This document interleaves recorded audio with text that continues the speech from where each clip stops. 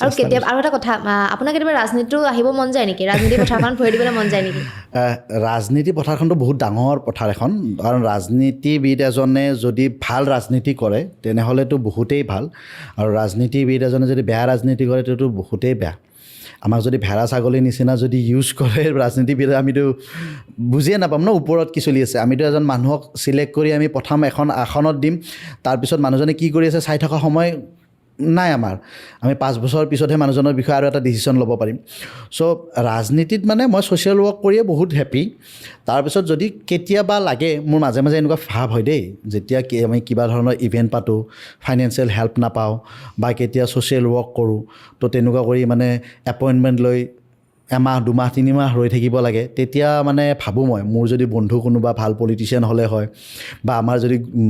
youth development organisation কোনোবা এজন যদি MLA মিনিষ্টাৰ হ'লে হয় তো তেনেহ'লে চাগে আমাৰ এইবিলাক কাম কৰাত বাধা নহ'ল হয় আৰু কেতিয়াবা মানে তেওঁলোকেও মোক কয়